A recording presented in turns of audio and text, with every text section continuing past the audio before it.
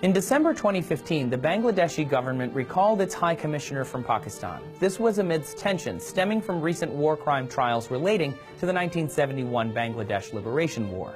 The two countries have hundreds of millions of dollars worth of trade every year, but still face bitter political and historical disputes. So why do Bangladesh and Pakistan hate each other? Well, the trouble between them began even before Bangladesh became an independent country. When the British ended their rule over the Indian subcontinent in 1947, the territory was split into Pakistan and India. The two regions were divided along religious lines, with Pakistan containing the majority of Muslims and India the majority of Hindus.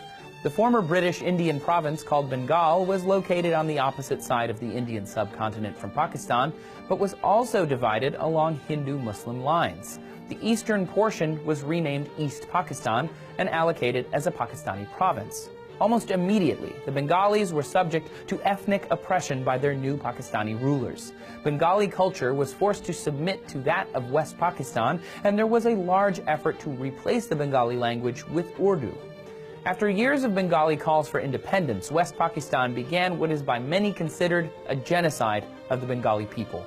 In March of 1971, Pakistan's military junta enacted Operation Searchlight, in which soldiers rounded up and executed those of Bengali ethnicity, regardless of their religious affiliation.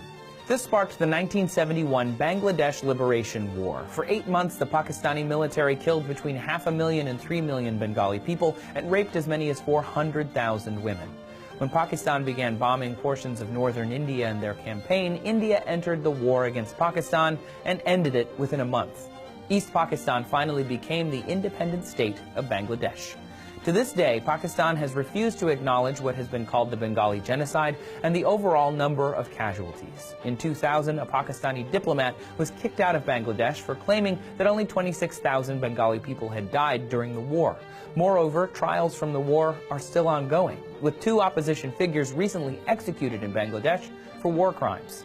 Despite decades of improving trade and military links, especially as a defense against Indian supremacy in the region, the two countries continue to be divided by this question of genocide. Bangladeshis are still calling on Pakistan to recognize its atrocities and teach them as a part of its history. However, Pakistan has refused to do so and has even referred to a militant leader executed for war crimes as being killed for his loyalty to Pakistan. As is the case for many countries still suffering wounds from old wars, it may take a long time for these two to settle their differences.